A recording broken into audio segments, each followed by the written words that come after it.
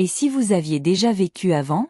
Imaginez un enfant de 2 ans racontant des détails précis sur une vie qu'il n'a jamais vécue. Le nom de ses parents, l'endroit où il habitait, et même les circonstances exactes de sa mort. Pour beaucoup, cela ressemble à de l'imagination ou à un conte inventé. Pourtant, dans des dizaines de cas documentés à travers le monde, ces souvenirs s'avèrent incroyablement précis, vérifiables et parfois accompagnés de marques physiques mystérieuses, comme des taches de naissance correspondant à des blessures passées. Bienvenue dans le monde fascinant des enfants qui se souviennent de leur vie antérieure, un phénomène qui défie la science, questionne notre compréhension de la mémoire et ouvre une fenêtre énigmatique sur ce que certains appellent la réincarnation. Certains enfants semblent porter en eux des fragments de vie qu'ils n'ont jamais vécus. Ces souvenirs, souvent spontanés et détaillés, suivent des motifs étonnamment constants à travers le monde. Ils sont parfois accompagnés de marques physiques, comme des taches de naissance, donnant au phénomène une dimension à la fois étrange et mesurable. Ces récits fascinants ont été étudiés par des chercheurs et documentés dans des livres et revues spécialisées, offrant un aperçu troublant de ce que certains appellent la réincarnation. Quand et comment ces souvenirs apparaissent? La plupart des enfants commencent à parler de ces souvenirs entre 2 et 4 ans. À cet âge, leur langage et leur compréhension du monde sont encore en pleine construction, ce qui rend leur récit authentique et peu influencé par les adultes. Vers 7 ou 8 ans, ces souvenirs disparaissent généralement, engloutis par l'oubli et l'influence sociale. Les chercheurs remarquent que les récits les plus clairs et précis viennent des plus jeunes enfants, souvent riches en détails et en émotions. Des noms et des visages qui dépassent l'imagination. Beaucoup d'enfants évoquent des personnes précises de leur vie passée. Parents, frères et sœurs, amis ou conjoints.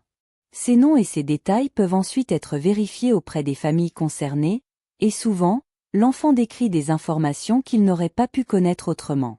Ces témoignages surprenants constituent l'une des preuves les plus troublantes du phénomène.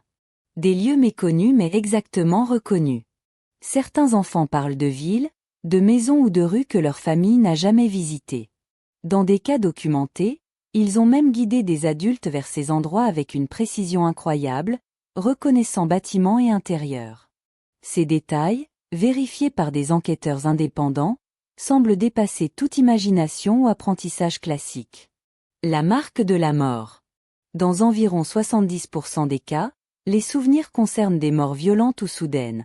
Accidents, noyades, guerres.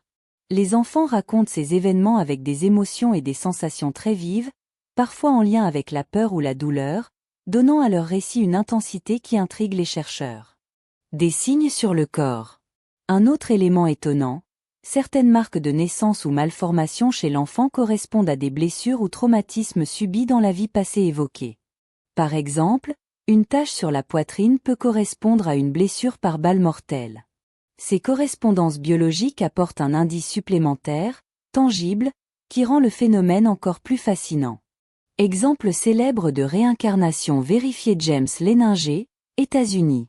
James Leninger a commencé à raconter, dès l'âge de 2 ans, qu'il avait été pilote pendant la Seconde Guerre mondiale. Il nommait son avion, décrivait le porte-avions et racontait avec précision un crash. Ses parents pensaient d'abord à l'imagination de leur fils, mais des documents de la marine et des archives historiques ont confirmé l'existence du pilote, de son escadron et du crash exactement comme James le décrivait. Ces cauchemars et phobies liés à ces événements renforcent encore la crédibilité de son témoignage. Imad El-Awar, Liban. Imad El-Awar a décrit la vie d'un homme nommé Ibrahim, y compris sa maison, sa famille et son lieu de travail. Avant toute vérification, il a guidé sa famille vers des lieux qu'il n'avait jamais vus et décrit avec exactitude des routines quotidiennes et des objets du quotidien. Les enquêteurs ont confirmé que tout correspondait à la vie d'Ibrahim, décédé plusieurs années avant la naissance d'Imad, faisant de ce récit l'un des exemples les plus convaincants d'enfants se souvenant de vies antérieures. Shanti Devi, Inde. Né en 1926 à Delhi, Shanti Devi a commencé à se souvenir de sa vie passée à Mathura vers l'âge de 4 ans. Elle donnait des détails précis sur sa famille, sa maison et ses activités quotidiennes. Une commission de fonctionnaires et d'universitaires a enquêté et vérifié ces affirmations. Elle a pu identifier la maison et les proches de sa vie antérieure, offrant l'un des récits les mieux documentés de réincarnation. Ces cas, compilés dans des ouvrages comme Return to Life et Life Before Life, inclut des centaines d'exemples d'enfants ayant des souvenirs précis de vie passée. Les chercheurs utilisent des entretiens, des vérifications historiques et des preuves physiques comme des marques de naissance, faisant de ces histoires des piliers fondamentaux pour comprendre ce phénomène fascinant. Interprétation scientifique et défis. Face aux récits troublants d'enfants se souvenant de vies passées, nombreux sont ceux qui cherchent une explication scientifique. Bien que ces cas soient documentés et vérifiables, la science traditionnelle peine à expliquer comment de tels souvenirs pourraient exister. Différentes théories ont été avancées, allant de l'imagination enfantine aux possibilités fascinantes de la conscience, chacune avec ses forces et ses limites. Théorie psychologique. Certains scientifiques suggèrent que ces souvenirs pourraient être le résultat de phénomènes psychologiques comme l'imagination, la mémoire latente ou la cryptomnésie. Selon cette idée, les enfants pourraient absorber inconsciemment des histoires racontées par des adultes, entendues à l'école ou dans les médias, et les remémorer ensuite comme si elles faisaient partie de leur propre vie. Cependant, cette explication a ses limites. Elle ne rend pas compte des détails précis rapportés par les enfants, noms, lieux, événements qu'ils n'auraient pas pu connaître naturellement. Théorie biologique. D'autres chercheurs ont envisagé des explications biologiques, comme la transmission génétique de certains souvenirs ou connaissances.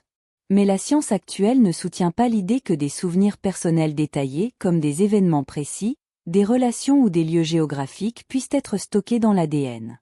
Même les neurosciences les plus avancées ne peuvent expliquer comment des expériences de vie spécifiques pourraient passer d'une personne à une autre, surtout entre individus non apparentés. Théorie de la continuité de la conscience. Une autre hypothèse, plus controversée, suggère que la conscience pourrait survivre à la mort, permettant ainsi la transmission de souvenirs et d'identité à une nouvelle vie. Cette théorie cadre avec certains phénomènes observés, des enfants donnant des détails exacts sur des vies passées, ou présentant des marques de naissance correspondant à des blessures antérieures. Bien qu'elle ne constitue pas une preuve définitive de la réincarnation, elle offre une piste intéressante pour comprendre ces expériences quand les explications psychologiques et biologiques échouent. Mythes et idées fausses courants. Le phénomène des enfants qui se souviennent de vies antérieures est souvent mal compris, et plusieurs idées reçues circulent largement. Les chercheurs, comme ceux de la faculté de médecine de l'Université de Virginie, insistent sur le fait que certaines croyances populaires sont incorrectes. Tous les enfants se souviennent de vies antérieures. En réalité, seul un petit nombre d'enfants dans le monde rapportent des souvenirs vérifiables. La majorité ne fait jamais état de ce phénomène. Les souvenirs sont éternels. Ces souvenirs s'estompent généralement vers l'âge de 7 ou 8 ans, au fur et à mesure que le développement cérébral et le conditionnement social prennent le relais. L'hypnose est nécessaire pour se souvenir. Les cas vérifiés reposent sur des souvenirs spontanés, rapportés par de très jeunes enfants, sans aucune technique hypnotique ou suggestive. Tous les cas prouvent la réincarnation sans aucun doute. La vérification scientifique exige une corroboration indépendante des noms, des lieux et des détails du décès. Tous les récits ne sont donc pas concluants, et les chercheurs documentent et recoupent soigneusement chaque information avant de publier leurs conclusions. En démystifiant ces idées reçues, parents et lecteurs peuvent mieux comprendre ce que sont réellement les souvenirs de vies antérieures, et distinguer les preuves solides des simples croyances populaires.